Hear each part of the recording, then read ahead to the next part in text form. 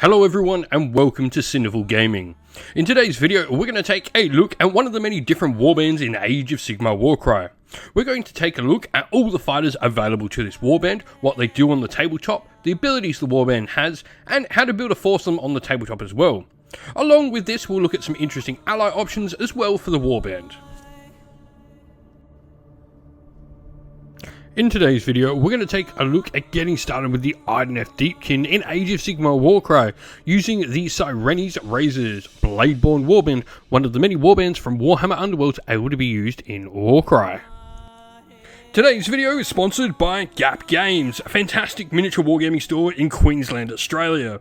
They stock a wide variety of miniature wargames from all things Games Workshop to some of my personal favourites, Conquest of the Last Argument of Kings, and all things Modifius wargames as well.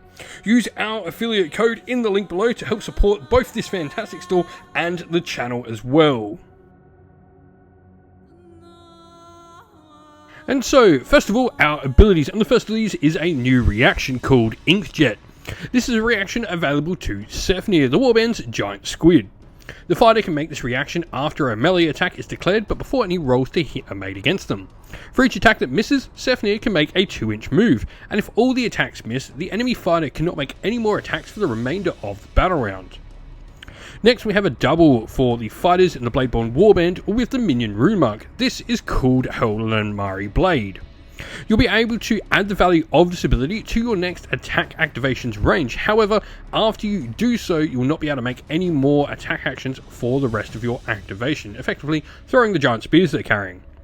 Next, for a triple, we have Hammertide. A fighter with the leader rune mark from this Bladeborn Warband is able to draw a straight line between the center of their base and any corner of the battlefield. Any enemy model that falls under this line cannot jump, fly, or climb this battle round, and in addition, they have to roll a number of dice equal to the value of the ability for each such enemy fighter that is under the line, and you deal 1 damage point for each 3+ rolled on those dice.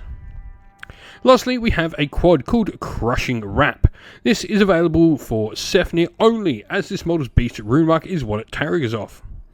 The fighter can make this action before they make an attack. You roll 8 dice. For each 3+, you add 1 to the strength of the attack and deal 2 damage to your target of your attack action.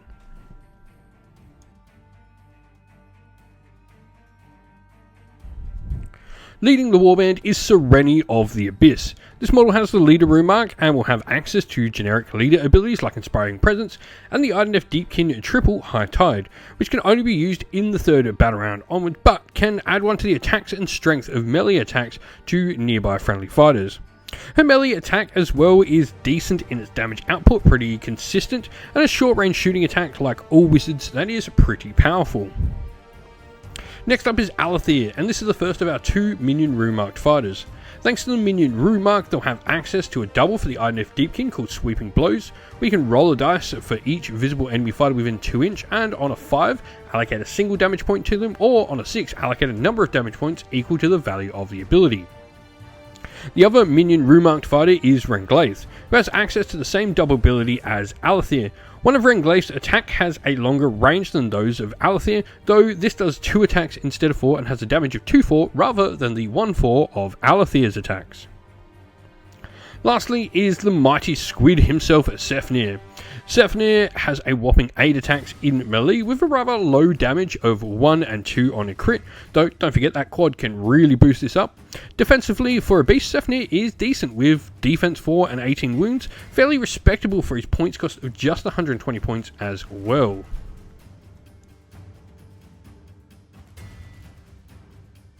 The first fighter we're going to look to at expanding from the initial box set is the Achillean Thrallmaster.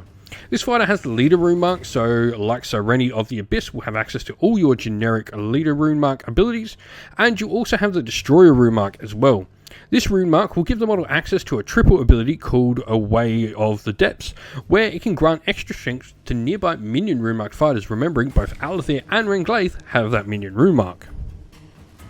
Next, we have our minion rune marked fighters, and these are the Mardi Thralls. These are somewhat similar to Renglaith and Alethir in our warband and will have access to the double sweeping blow like them. However, they are not as well armoured and don't have the ability to make attacks at range, but are a very cheap fighter option.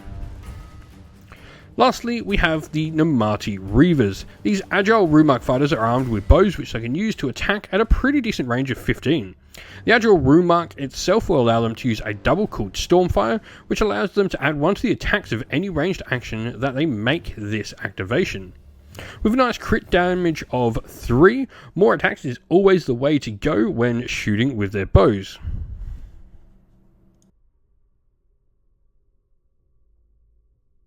And so here we have our final list.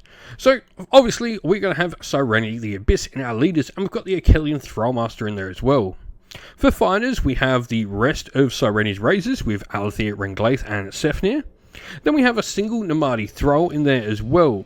And then we have 2 Namadi Reavers as well, giving us some nice decent range and actually fast moving fighters as well. Splitting this up into battle groups, Battle Group 1 would contain Cyrene of the Abyss and 2 Namati Reavers. We would then have Battle Group 2 with our Thrallmaster and our best minion Rumarked fighters to get those bonuses, Alethea and Renglaith. Lastly, we just have a Battle Group 3 containing Sefnir and our last solitary Namati Thrall, hopefully trying to join up with the Battle Group 2 stuff there. We hope that this video was helpful in getting you started with Warhammer Age of Sigmar Warcry, and that it was able to give you some ideas and inspiration to start your own force in the game. If you have any other questions at all, please comment them down below and we'll endeavour to get back to you. And while you're there, don't forget to drop a like, subscribe and join our Discord server as well, linked in the video's description, for all our future Warhammer Age of Sigmar Warcry content.